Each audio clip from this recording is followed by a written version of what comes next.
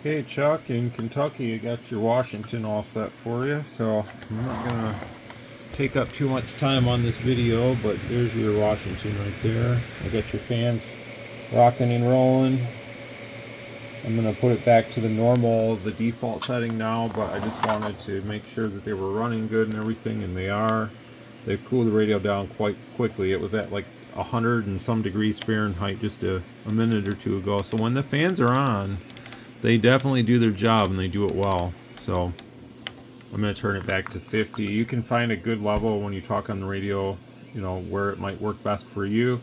And then the fans will kick on automatically. I think less than 30C they run all the time, and I had it at 20. Maybe it's more around 20 or something Celsius. So anyhow, everything is done for you. I'm going to actually put this back to I'm going to put this to orange. You can obviously change it if you don't like the orange, but I like to look at the orange. So did I go by the color? Here it is, orange. I really like that orange color. So this is upper sideband right here. So we'll just look over here for, we can kind of look at the amp draw of this Astron power supply. That's what we're running this off of. So there's no heavy power cords or anything like that. It's just a standard cord that you'd get with the radio. 1, 2, 3, 4, 5. So it's about 5 to 6 amps of draw is what it's looking like here, and you can see it's doing a good 60, 70 watts, almost 80 watts. And you know, these are a good radio. They got a really nice sideband performance, and they sound pretty good on AM too. You know, it's not going to be like this big, loud, like blow you away audio on AM, but it's going to be nice and clear and very crisp and respectable sounding. So you know, it is what it is there. There's other radios that you can go in and crank up and make them bodaciously loud if that's something that, you know, for AM that you're looking for. Other makes and models are going to give you a little bit more of that sound. So I kind of respect both ways in certain ways. You know, it's fun to sometimes get out there on AM and just kind of let it go and kind of go crazy and let it loose. But also I really enjoy just having a nice clean professional sounding AM station too, you know, almost like broadcast quality audio. So there's differences, you know, you want that loud, really like tooth and nail audio, or do you want like a really nice crisp refreshing audio? And radios can give you that. Certain ones can do different things. So I have it set to SWR on the display, as you can see, and sideband FM is going to be about, I believe, 50 all the way up. It's about 50, and then all the way down it's going to be 1. AM is going to be about 16 all the way up, and then all the way down on the RF power it's going to be about 1. Anywhere in between you can set that. Same on FM. So we'll look at AM now. This is what the power all the way up, 1, 2, 3, 4, 5, check. Okay, I'll come over here to the PEP. So PEP on this, you can see the amperage draw on AM is only about 4 or 5 amps maybe. So PEP on AM is still up there, 60 and 70 watts at times. So still does just fine. If you lower your carrier down like this, let's say about, I don't know, we'll set it to like 2 watts. There's about 2 point something there.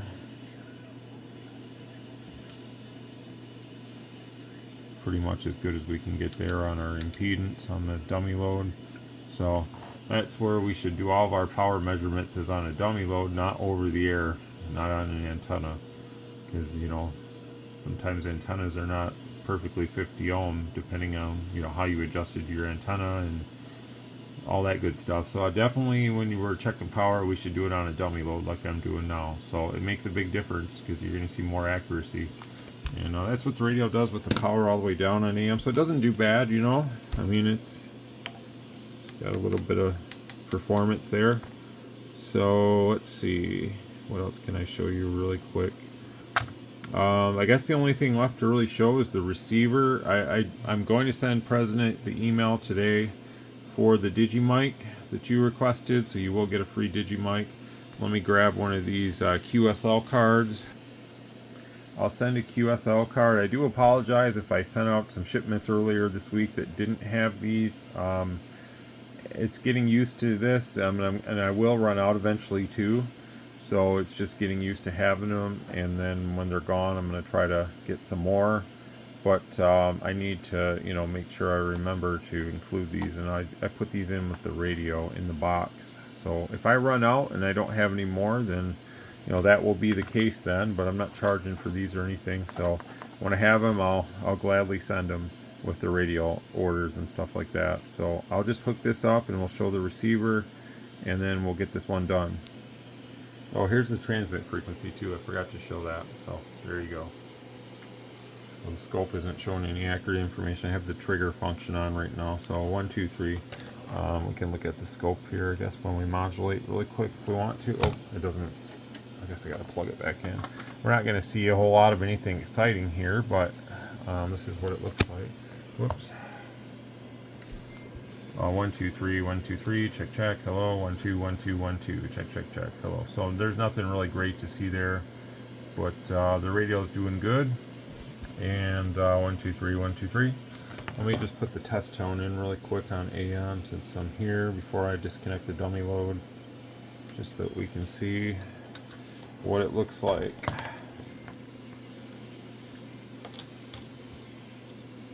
I'm going to back this down some. Close enough. Okay, I'll run the carrier, and then here's the modulation. So you can see it looks really nice. And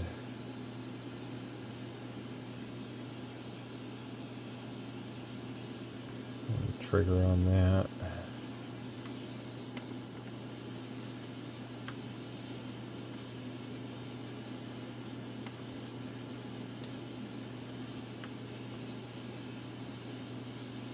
Still nice and round in the middle. I know it's hard to stop on that, but you can see that it's not pinching in the middle or anything. So I have my scope set to a fast speed. I don't necessarily need to see it in a slow speed for what I need to see, but for presentation wise, it's definitely better when it's in that slower speed. So but it's looking good. So all in all, it's a good radio. Got a good alignment done, and we're all set there. Okay, here's the AM. It's looking good. Go right to sideband, upper. I'll switch my radio there too. Clarifiers already at 12. I just guessed that it's 107, somewhere in there. Whoops.